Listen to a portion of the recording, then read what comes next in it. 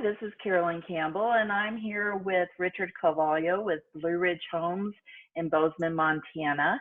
And we're here to talk about being in the construction business in Montana. It is an essential business, and I wanted Richard to cover, a couple things about being an essential business in construction. Hi, Richard. What are some of the things that you're implementing as protocol now in the construction field as building a custom home? Well, good morning. We follow the CDC guidelines as far as distancing and such. Normally, construction crews are typically small. 1 to 4 people is a normal size crew. In addition to that, distancing, we practice that as well. On the size of a house, if you have a crew of 3 or 4 people there, it's easy enough to keep them on opposite ends of the house to keep some social distancing. The other thing we do is they normally go out to eat lunch, and we've stopped that. We've kept them on the job site. The crew brings a home lunch now, and they eat in their individual trucks. So we're practicing social distancing that way.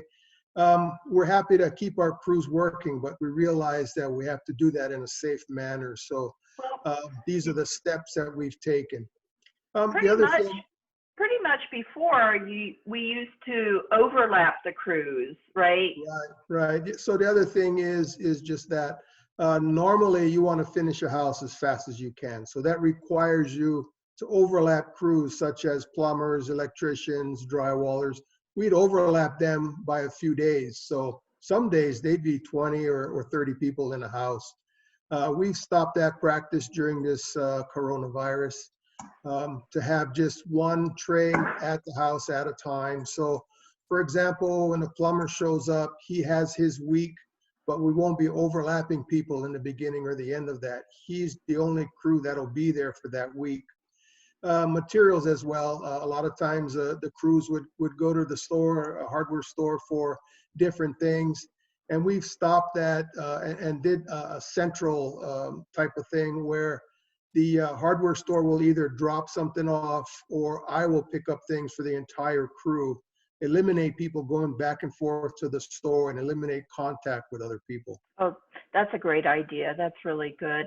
As far as with the COVID-19 and the economy, a lot of people are out of work. Fortunately, Montana, the construction industry is an essential business. It's a top industry in Montana right now.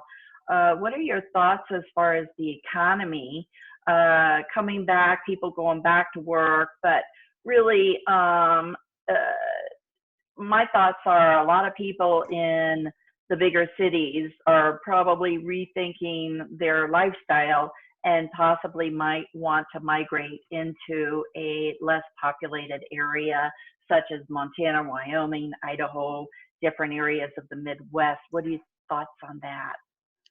Well, I think we're blessed to live where we do live. I think that this virus and what's happening with it can only be a boon to Montana. I think people that live here and people that live in cities look at this as a more desirable place to live. And it might be an economic driver for this area.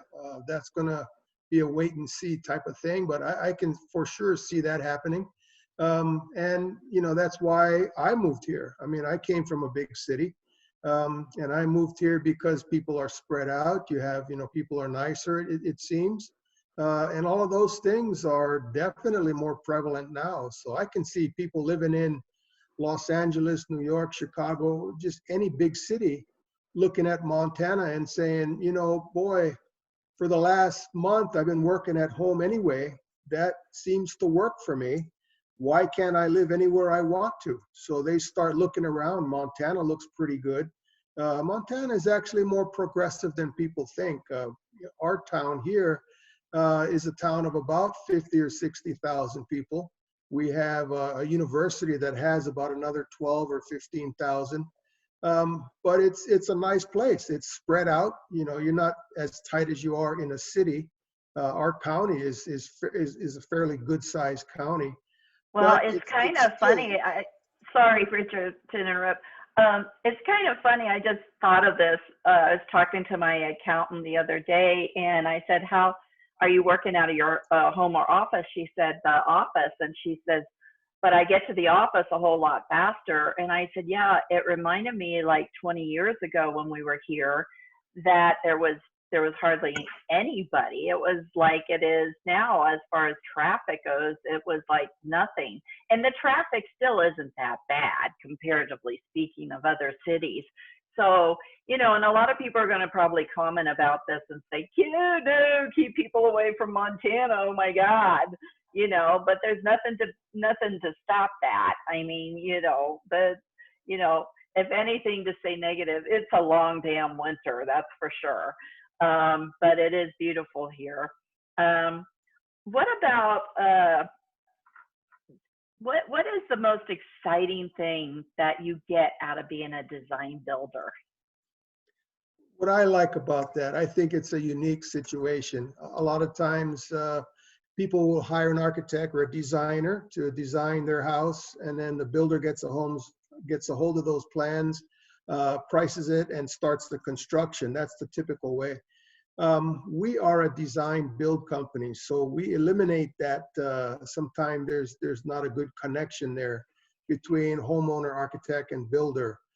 So we eliminate that. We, as a design builder, work with the owner from the beginning, from concept stage. Go ahead and create their set of plans, and then our same team goes ahead and builds the house. We actually do the actual construction. So what that does is gives you a lot of continuity. People feel comfortable with us once they go through the design phase. And while we're doing that, because we're the builder, we're pricing things in our head as we design, and we can give people an immediate answer as to what this feature will cost, or what this building technique will save you. And once we go through the design with those types of elements, homeowners feel a lot more comfortable with us. So when we're going through the construction phase, and if there's any issues, which a lot of times comes up, it's still construction, there's a lot of moving parts. It's easier to get past that and say, remember, this room is this size because during our build phase, our design phase, we talked about the budget, and this room was, not high on the list. So it ended up this size because we wanted to keep that budget for the kitchen or the master bath, or, one of those things. So again, it's more of a thoughtful type of construction. And I think people are more comfortable doing that. Yeah, I think also that the relationship that builds up through the process of their excitement of the creation and walking through the home, and all the different phases that they experience, it's not as overwhelming as it can be working with other contractors. We kind of keep it to where a steady pace where they're not overwhelmed and they're enjoying the process. And the other thing I think that's really important is the budget. The budget is something that can go way outfield if you're not keeping a good handle on it with the client.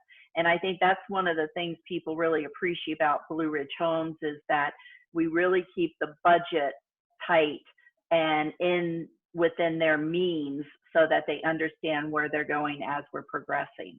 And that's the decisions that they can make as we go along, and we can educate them. So, well, Richard, this was great, and I really appreciate your time. How can we get a hold of you?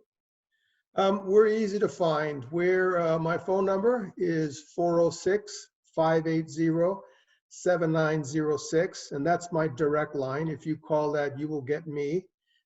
Second way is email, blueridge@montana.com. And we're easy to find that way. Third way is online. Blueridgehomesinc.com is our website.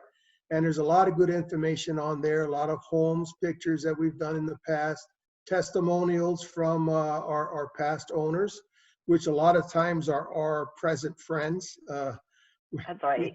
We tend to make friends with a lot of our customers, which is a good thing. Yeah. We have homes that we've built here 15 years ago, 10 years ago. They still call us saying, hey, let's go to dinner, or let's do, this or that. So it's a Yeah. nice feeling to know that, we're still in the loop with people that we've worked with that long ago. And speaking of dinner, it's actually lunchtime, and I'm getting pretty hungry, and he's my personal chef also. So we're going to say goodbye, and let's have some lunch. I'll get right on that. Take care. All righty, bye-bye.